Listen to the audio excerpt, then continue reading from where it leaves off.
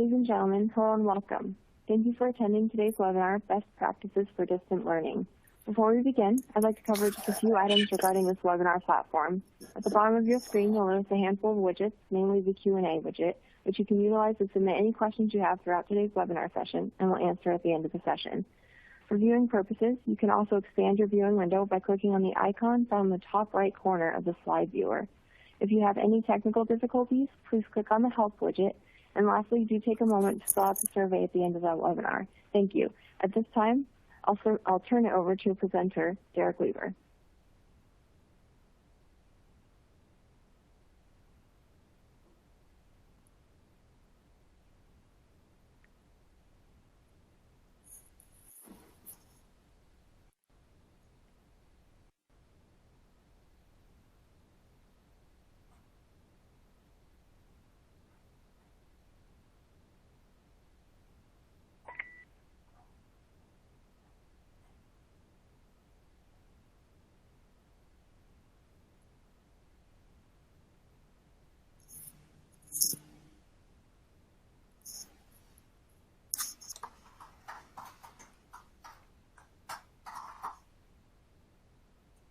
Apologies. Thanks for your patience. We'll be with you in just one moment.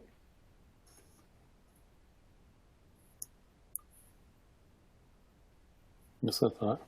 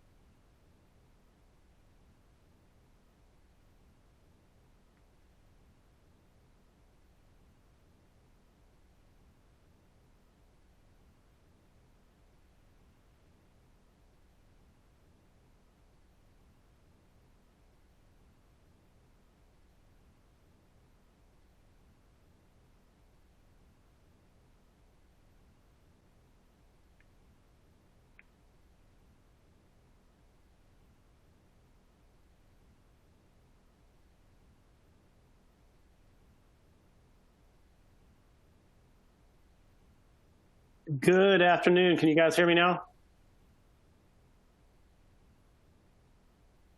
Yes, Eric. Yes. Yes. Hey, can you hear me? Okay. I'm sorry. Everything went blank there for a second.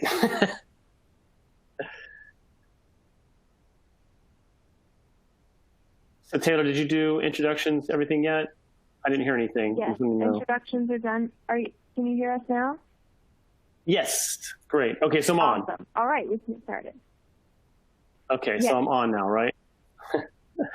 Well, hey guys, thanks so much for joining us today. This just being a minor technical difficulty of what schools in K-12 are kind of facing. So we do want to thank you guys for coming and hearing our presentation.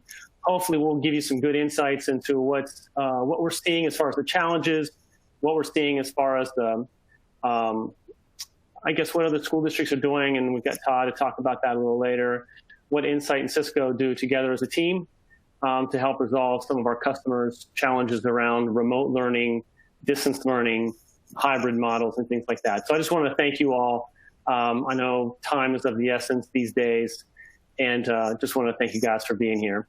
So like I said, my name is Derek Weaver. I'm a senior account manager for Insight. I work in the McAllen, Texas area, Lower Rio Grande Valley, with my customers here all the way up to Corpus Christi. Also on the presentation today will be Shelby. She's with Cisco. She's one of our collaboration experts, and she'll go through the Cisco tools and the fantastic tools that we use at Insight with our customers to help with distance and remote learning. And last but not least, I have Todd Nichols here. He's the Assistant IT Director for Brownsville ISD. Brownsville is a large school district that we have here in Texas, and he does a great job, and I think he'll have some good insights into the challenges and the pieces that we've learned so far with distance and remote learning. But I wanted to kind of first talk about some of the things that the research says as we look through, the challenges that we have. So what's the research saying as far as our agenda is concerned? What are the challenges are we facing in implementing distance learning and remote learning? the insight from our customer, like I said, Todd Nichols from Brownsville Independent School District, and then Cisco Webex for education solutions and some of Cisco's collaboration tools that we'll kind of talk through today as well. So as far as research is concerned and what we're seeing as far as research, you know, the learning atmosphere, the possibilities that we see, they're really just kind of hindered on 3 different possibilities. And that's on-prem learning like we're accustomed to that we saw before and prior to March of 2020, remote-only learning, distance learning, and then a third possibility is a hybrid situation where we've got some kids coming to school on certain days, other kids being at home as far as remote learners, and switching that back and forth a couple times a week. So a lot of our customers are looking at those 3 possibilities. But, you know, as far as maintaining health and safety of our students and staff currently, the current condition is, you know, how many schools are delaying their first day of school on any type of in-person instruction? Some of them are doing it well into September now. Here in Texas, in our 2 counties that we deal with here in the lower Rio Grande Valley, most of the school districts are postponing any type of in-person learning toward the end of September. And I'm sure those of you out there on this call are probably seeing that same kind of thing. Insight does have multiple ways that we are helping our customers with that type of physical health and checks coming into schools. That's not really a focus of our presentation today, but I just did want you all to know that we do have that, and it's important. It's a big piece of the research. Safety and concern and fear are things that we have to overcome in this kind of different learning environment. One of the big things we're going to talk about today is those maximizing student learning and thriving. So it's not just important to have a classroom where you're teaching in a remote situation with remote learners. That's important, but it's got to be equitable. That learning, that teaching that's happening with students that are in the classroom and students that are not in the classroom, or in the case of 100% remote learning, students that are outside the classroom the whole time. I mean, that type of learning has to be equitable. It has to be the same for both. Each student has to be able to maintain that level of learning. And it's easy to say and harder to do. And I know some of you out there are starting to think about that. Some of you maybe teachers or administrators, something to think about. And it's a challenge. You know, I used to teach and as a principal at a time, and I can't imagine teaching my class all remote. And I especially can't imagine teaching my class in a hybrid situation where I've got some kids coming, some kids going. It puts a lot on the teacher and a lot on the learning environment. So that's definitely a challenge, is maximizing that student learning and thriving. But students must not just learn, but they must be able to thrive in this environment. You know, your overachievers, your students that are trying to overcome some type of learning disability, those that are striving to get the best grades possible, to get in the best colleges, to get in the best schools. I mean, this environment has to be conducive for that. I mean, you have to be able to have remote learning, classroom learning, and keep it consistent. And because, as we know, many of the educators on this call, some of your students are auditory, some of them are more visual.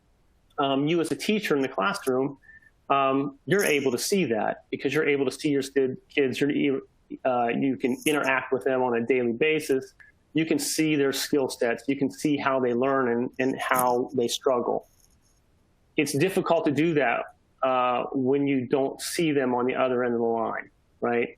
And so as we go through remote learning and go through distance learning, teachers are going to have to overcome that and find other ways to be able to see those struggles and those successes with their kids.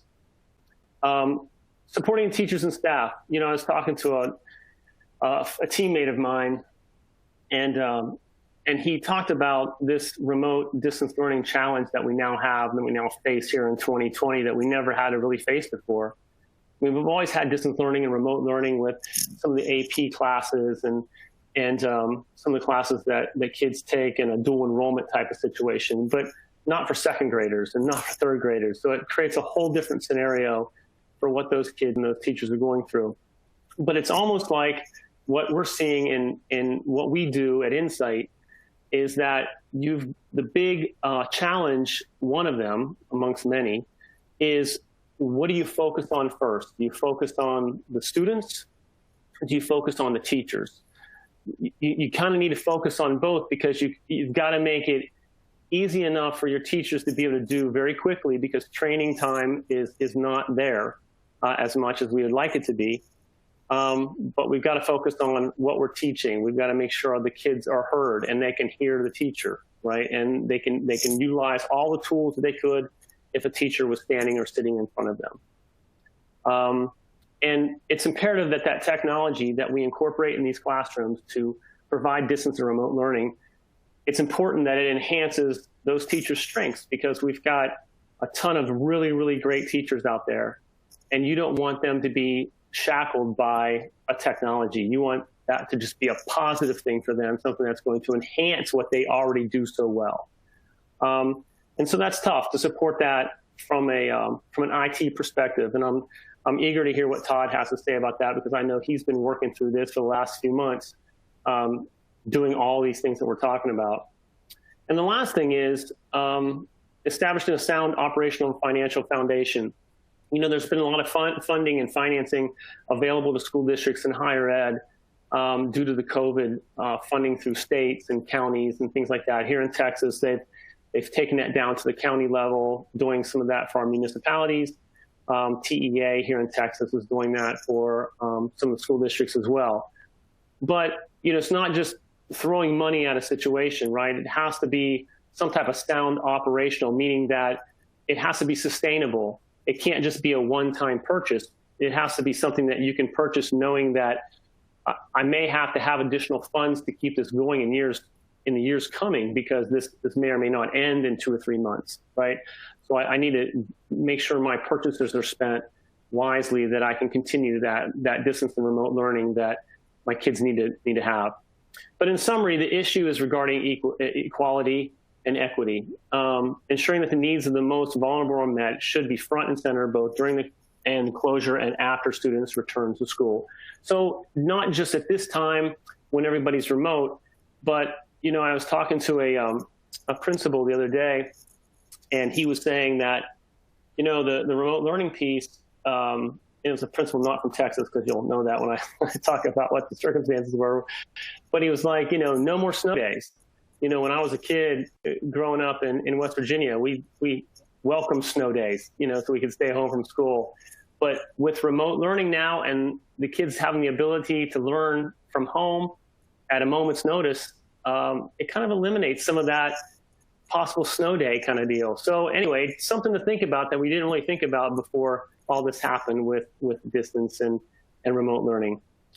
So looking then at the challenges that we face, financial, we talked a little bit about that here at the beginning, but, you know, we need something affordable, something with payments that can be placed, or on an operational budget. You know, one of the nice things about, and I know Shelby's going to talk about Cisco Webex, is that it's got a flexible payment plan. You can do a per month payment, you can do a per year, you can do multiple year, you can do some different types of financing on that.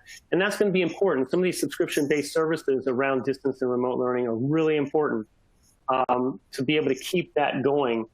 The other thing it's also good for, from an educational standpoint, is that a lot of those things can be put into an operational budget rather than a capital outlay budget.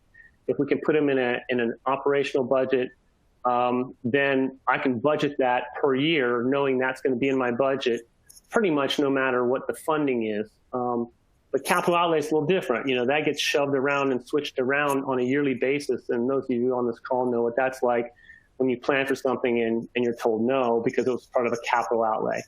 So things like that are going to be important as far as financial. Time restraints. There's a lot of preparation that goes into preparing a lesson plan for remote students and also in classroom students, or just in a total 100% remote learning environment. A lot of our school districts that we saw started planning for this, you know, not till the April, May timeframe, because, you know, it happened so quickly. And a lot of folks have waited because they weren't sure what was going to happen in the fall, whether they're going to go 100% remote, whether they're going to do remote in a hybrid type of situation where kids are at home and in school and on premise, right? So because of that, I know in the world that I live in, helping my school districts with anything remote, anything that concerns remote learning, whether that be webcams, video monitors, things like that. Anything that deals with the remote learning, the constraints are so high right now. I use an example. I found some webcams for a district that needed some webcams, and it took some time to find them availability-wise, but we found them. And then they said, we want some tripods to go with those webcams that are 48 inches high, so the teachers can use them in the classroom, or they can put them on their computer if they need to, or beside their desk. I couldn't find any tripods. So it wasn't just the webcam and the technology, it's all the things and the accessories around that makes that work easily in a classroom. So things like that have been a challenge, finding what works and what's available and what works. Those of you that are ordering laptops right now know what I'm talking about too, same type of thing. Teacher training, it needs to be effective, but the solution that in my suggestion or my opinion that you pick needs to be something easy to use, something that lots of people use, so there's a good learner group out there, and something that you can get hooked up and get on the road and down the road pretty quickly. And Cisco has a lot of great tools that we'll hear from Shelby about here in a little bit. And security. Students logging on from various locations, whether that's home or whether that's a hotspot somewhere. A lot of the school districts are incorporating hotspots in their schools and outside the school. So in a 100% remote learning environment, kids can go to the school and get internet access, and they don't have to pay for that to help them with their homework and the lessons and the things that they need to get online. But security is so important because a lot of these districts are sharing resources on their network, and just like they do in the classroom, security is important. Same thing for remote learning. I mean, we saw that example with Zoom. Great product, well used, and they've been very generous to give a lot of Zoom customers like Webex, Cisco Webexes for free to help people out. But we saw what happened with the security piece, right? And it was just because everything was happening so quickly and they wanted to get tools out and they didn't really think about the security piece, right? So it's when you start operating in a crisis mode type of situation, things like that are going to happen. And so stepping back and looking at the security piece is really, really important. As we go to our next slide on challenges, one of the other things that we kind of need to keep in mind as we go through challenges and things that our school districts are learning for is teacher time constraints. So, you've got two groups of kids, one in the classroom, one remote. It takes a lot of time to manage that. I'm glad I'm not a teacher right now because that would be a very hard job. Teaching is a hard enough job as it is. Teaching two different groups of kids in two different places is going to be a challenge, right? And, teachers, I know I spoke to a lot of teachers this spring, and, when it was 100% remote, schools were closed, for a couple months, and they were doing all their teaching remotely. And they mentioned that they spent more time when everything was remote in the classroom and with their kids than they ever did in the classroom when they drove to school, even stayed after school in tutorials and things like that, because everybody's on. Everybody's on. Everybody's got their computers at home. You've got instant access wherever you are. And so teachers were fielding a lot of calls, a lot of emails at times they normally wouldn't because of that remote learning situation. The lack of student-teacher interaction, there has to be a way to collaborate. Being a teacher is rewarding, and I remember when I was a teacher, the most rewarding part of that was getting to know your kids, getting to know how you can help in certain ways, ones that may or may not work with others. And it was a great challenge to be able to work with kids and fellow teachers trying to improve a student's performance. And so that collaboration that we take for granted when you have face-to-face talks or question and answer face-to-face, that communication needs to be clear and it needs to be constant in order to teach. It's very, very difficult to teach if you don't have some type of collaborative way to do that. And those students' voices on the other end of that line need to be heard when they're at home. and the students at home need to hear their fellow students in a classroom as well. So things, visuals, sound, audio, those are all really important considerations when you look at distance and remote learning, because you need to keep that classroom as cohesive as possible so it looks just like a classroom when all the students and the teachers are there. One of the big advantages of that I see anyway with Cisco Webex that Shelby will talk about as far as a collaboration tool is the ability to record. So when we had reteaching moments when you were a teacher, a lot of times you had reteaching moments that you knew your students didn't understand a concept. And so you knew you had to do something at that moment to reteach that because they just weren't getting it. You saw the stargaze look in their eyes when you looked at them. But in a distance learning, remote learning environment, that's a little harder to do, right?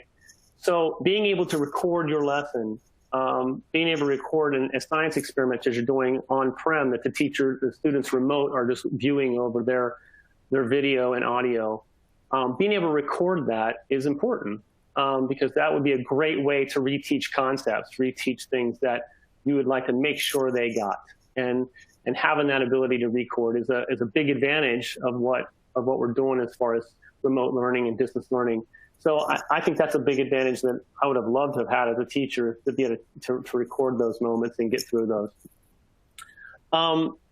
As I've gone through the examples and looked through everything, you know, I was trying to find the best way to kind of talk through this. So I asked Todd to say a few words, kind of talk a little bit about the challenges and the successes and the things they're still working on in Brownsville.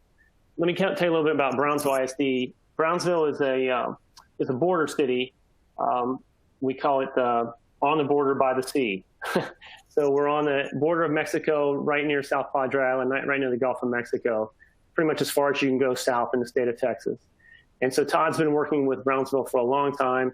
I've worked with him for a long time. He's a great individual, great leader in Brownsville, knows what he's talking about, and well respected.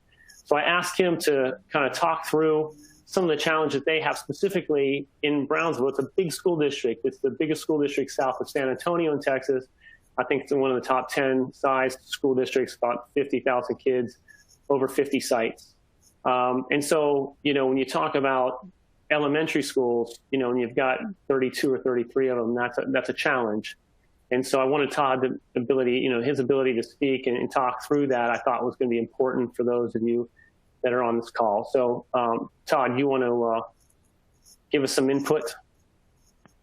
Thank you, Derek. Yes, as Derek mentioned, you know, my name is Todd Nichols from Brownsville, here, Brownsville, Texas.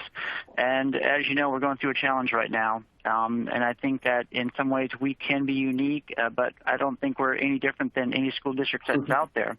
You know, I've spoke with other school districts. I have family who are teachers from different states even. And, you know, we have our challenges. And I think the biggest challenge is, you know, these parents have now become teachers themselves because we have the teacher in the classroom who's trying to convey to a pre-kinder student at home, and you have a student at home who's got a device in front of them wondering, how do I log in? How do I, you know, see my lesson? Where do I see my lesson, et cetera? So kudos to a lot of these parents who have had to become teachers themselves. Challenges from the IT side, you know, Derek mentioned, you know, security. Security is a big thing for us. You know, we had before this starting to move to a one-to-one, but the issue we were kind of having is multi-platform. You know, Google, Chromebooks, iPads, regular Windows devices. You know, so from an IT standpoint, it's not a one-stop shop. You know, we have to look at the different devices that are out there, and how do we push, you know, certain apps, et cetera, if they're not on-prem. You know, if they're at home, how do I make sure that that student's got that app that they need? So, you know, those are some of the challenges that we've faced. And some of these students, you know, may have taken older devices home that may not have been as fast as, say, a newer device that, you know, other students receive. So we just always want to make sure that students are on the same playing field, you know, and we know that here. One of our biggest challenges, and it's probably the challenge across the United States, is there internet access at the home? And if there is, do they have enough bandwidth, you know, to stream, you know, whatever the teacher may be showing them? I was the hotline. I'm going to say I was the hotline for our district, and it wasn't just the students calling in. It was the parents calling in. It was the teachers calling in. How do I do this? Because we went from the face-to-face to the next day going student in one place and parent and teacher in another. So, it was a learning process for a lot of us. And Derek did touch on professional development. Without training right now, it's just not going to work. So we really pushed a lot of training, in the beginning of summer here. We know that it works for us as far as offsite learning. It's just a matter of tweaking it now because the state comes through every day with some changes. Yes, you can do this. No, you can't do that. So those are things that we need to work with. Again, from an IT standpoint, we're trying to now, standardize just a little bit to make it a lot easier. Derek again alluded to just keeping it simple. If it's difficult for us, it's going to be very difficult for the teacher. It's going to be very difficult for the parents because parents may not have as much time, to be with those students. We're working pre-K through 12, so we need to make sure that the right device is in the hands of the audience that it's intended for. For example, pre-K through 2, we recommend an iPad, et cetera.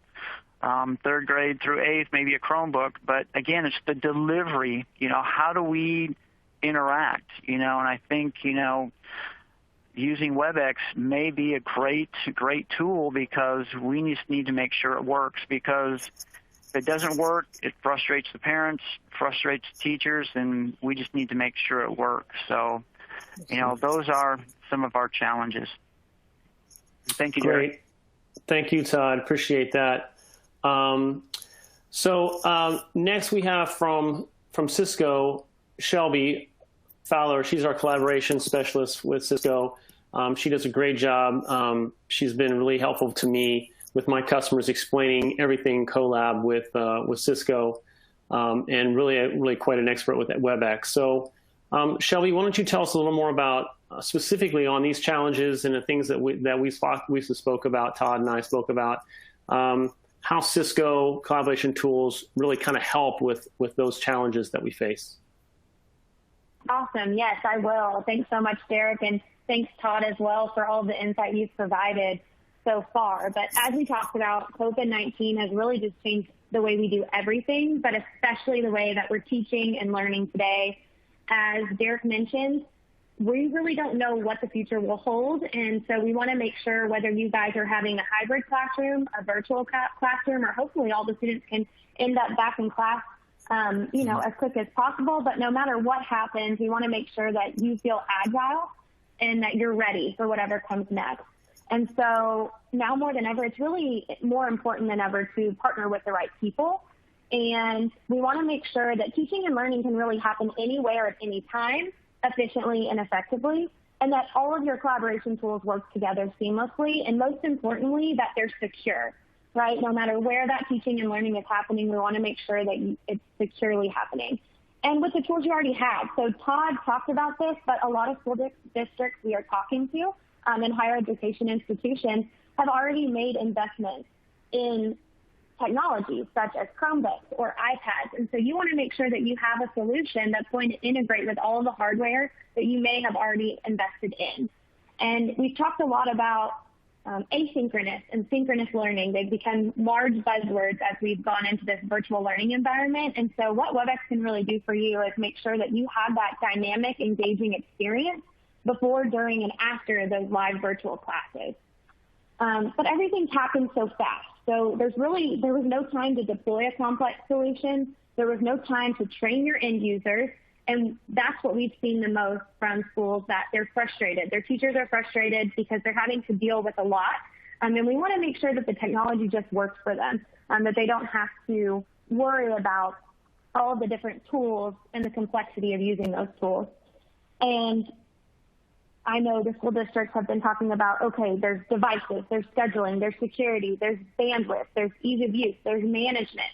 Do we want to keep everything on premise? Do we want to move it to the cloud? And so there's just been so much to think about, and being able to have one platform that can really provide your full collaboration experience is going to be very valuable. And as we've talked about, really, since COVID-19, this is going to be the new normal going forward for the foreseeable future. And there's probably going to be some component of a virtual learning environment. And so what we want to do with you guys is help you really abandon the past and move forward and embrace the new future that we're in today, and make sure that you're equipped and you feel comfortable with that hybrid or virtual environment that you're going to be in. Are your teachers prepared? Are your students prepared at every level, at every grade? Because as we talked about, it can really change, right, from a kindergartner to a 9th or 10th or 12th grader. So we just really want to make sure that your teachers feel comfortable and that your students feel comfortable with the technology. And that's what Webex is here to do. So we are here to help you. And under the Webex platform, we really look at a unified approach. So we provide a unified application, one single application that provides the messaging, meeting, and calling components for all of your collaboration needs. And not only do we provide message, meeting, and calling, but as well as world-class award-winning devices. So endpoints that you can create the video in the classroom for your virtual students. And with meetings, we provide that distance learning, so you can share content. You have great HD audio and HD video, and you're able to see all of your students as you're teaching them virtually. You also have breakout capabilities, so you'll be able to teach in one classroom setting, be able to have the students break out, learn in smaller groups, and then be able to come back together and learn in that one single classroom environment. You're able to bring in remote experts that maybe you weren't able to bring in before, that now are able to join your classroom virtually. You're able to set up office hours or one-to-one parent-teacher conferences through this meeting platform. You're able to do attention tracking, so you can see who's paying attention virtually. Maybe they're on a different window, and you'll be able to tell right away if they're paying attention in class when they're virtual. A huge part of the platform, the Webex platform, is Webex Teams, and so I wanted to take a moment and show you what that looks like live.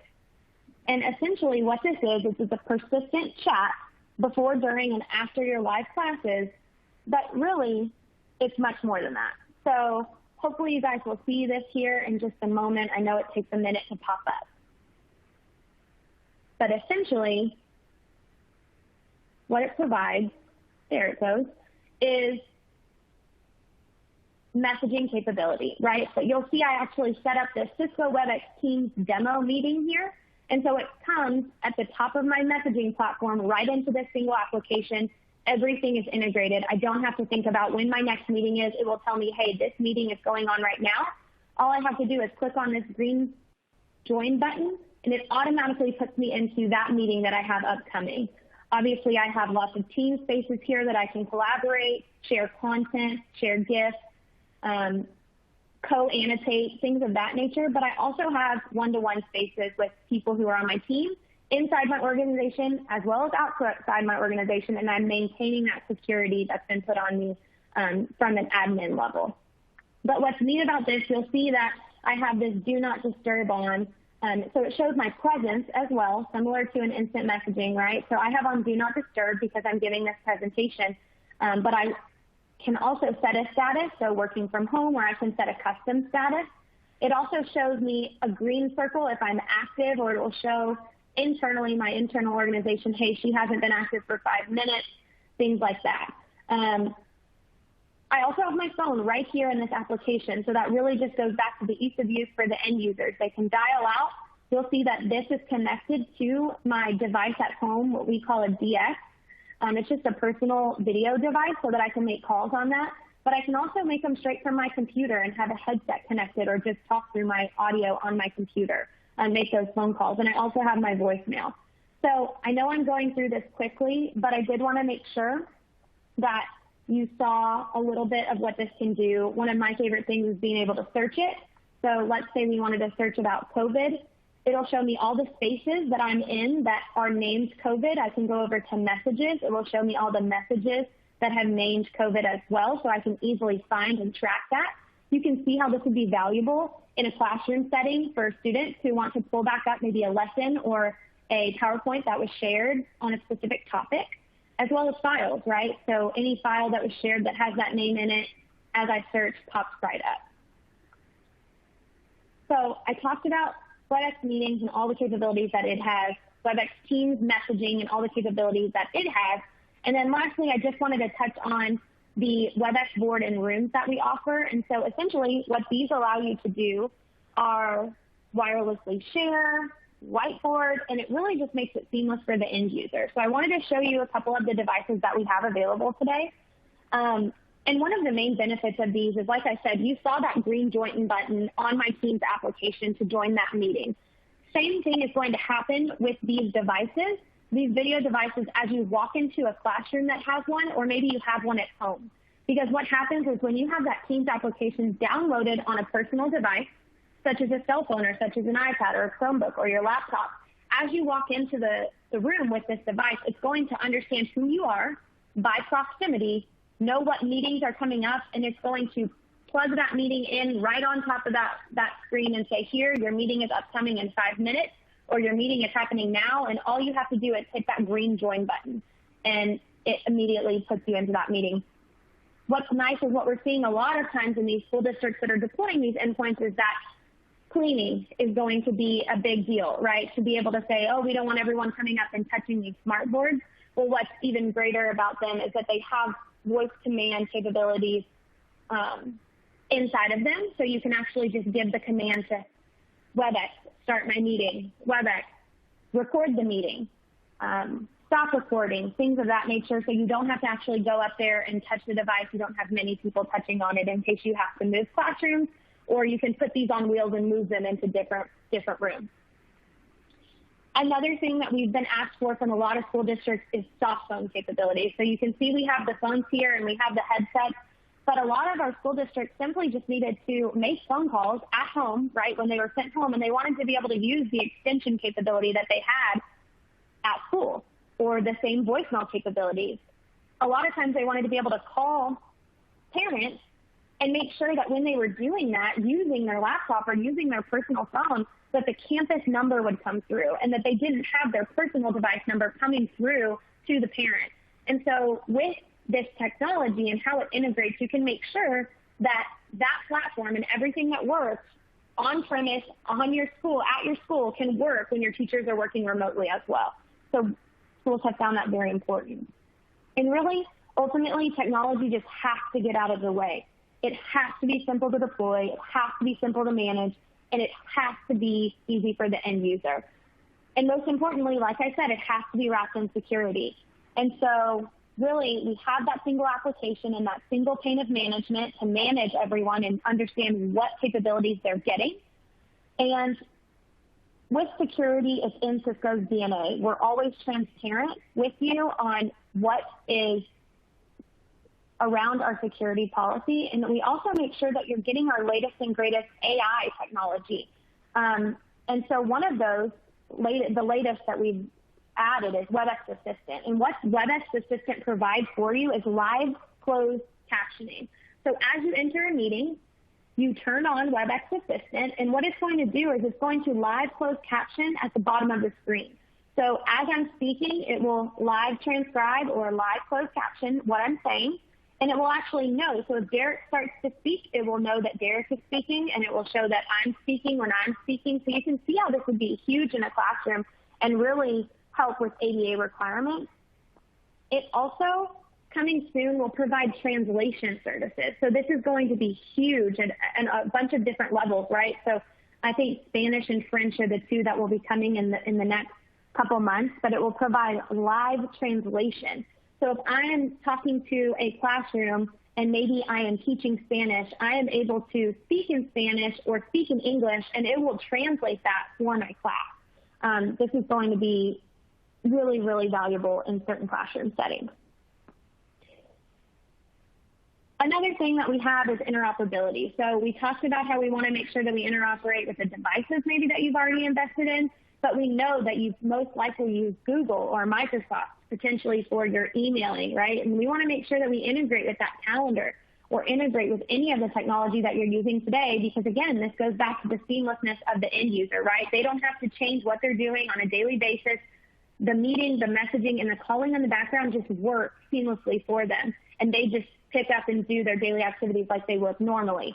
And one of the biggest ones is the integration with learning management systems. So what we have is called the Cisco Webex Education Connector, and what that does is it connects Webex to most of the leading learning management systems or LMS systems to make sure that those teachers can actually go straight into their learning management system and not have to worry about the back end of what is the meeting that's being provided or what is the team. You're able to go into LMS, schedule that class, message, the class, and it's all done through your LMS system. So it really makes it easy for the teachers. They don't have to leave their LMS to schedule. They have virtual class or meeting or chat capabilities. They have the ability to do one-to-one office hours or parent-teacher conferences straight out of learning management system, co-annotation and co-creation on those virtual whiteboards that we talked about. And they can really collaborate as if the whole class was in person. It helps to encourage participation in the classrooms and really gets the students excited to learn virtually. Cisco and Insight, we've helped thousands of schools across the world, and we want to be there to help you too. So we know security is important, and we will never compromise when it comes to security. We are transparent with you always. And because of the single application and one single vendor, we really can provide an easier support model for you. You don't have to piecemeal a bunch of third-party solutions together. With this, it all just works together. And a big component that we haven't talked about that I want to touch on shortly is adoption. So as we talked about, a lot of this is new, and it can come easier to some than others. And so we want to make sure that we're there to partner with you to make sure that you are teaching your teachers and your students how to use this technology as we deploy it. And we know that school is coming up soon, so please work with us. If you have any questions from today, I think we're going to answer some a little bit later. But we're here to show you more in-depth demos of anything that we've talked about today. And then last but not least, Derek touched on this, but we really offer it in a nice bundle, easy to manage all-in-one subscription from a payment perspective. So you guys can choose which technologies you want in that application, how you want to pay monthly, annually, all up front. And what that provides for schools and how they find it valuable is predictable budgeting, right? They can lock into a 3 or 5 year contract and know that they're going to get all of the latest and greatest pushed to them as it comes out, but they're going to have that predictable budgeting model for the next 3 to 5 years. The main thing about education is we have a promotion going on that students are free. So most of everything we've talked about today, all of the meetings and messaging capabilities when you purchase under a Enterprise Flex plan with Cisco, all of your students are free. So they get those capabilities at no cost, and really you are just paying for those teachers and faculty at a significantly discounted rate. So I have included some resources here, and I wanted to make sure that you had access to them. This is some adoption material and some good live video classes that we've provided for you. And I know you will have this, but like I said, happy to answer any questions, and I'm going to throw it back over to Derek.